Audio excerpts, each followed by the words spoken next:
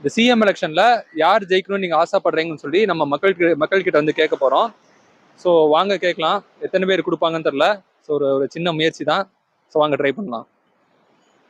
Okay. So இப்போ 2026 வந்து CM election வருதுல்ல.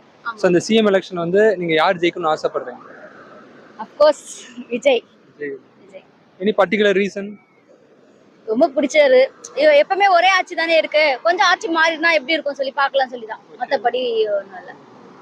ஸோ உங்களுக்குன்னு ஒரு ஐடியா இருக்கும்ல, ஒரு நாட்டோட தலைவர் வந்து இப்படி இருக்கணும் அப்படின்ட்டு ஏதாவது ஒரு உங்களுக்கு ஐடியா தான் இருக்கும். நேர்மையா இருக்கணும், ஊழல் பண்ணக்கூடாது, படிச்சிருக்கணும், அந்த மாதிரிலாம் இருக்குல்ல, அந்த மாதிரி உங்களுக்கு? நேர்மையா இருக்கணும், மக்களுக்கு நல்லா செஞ்சா போதும்.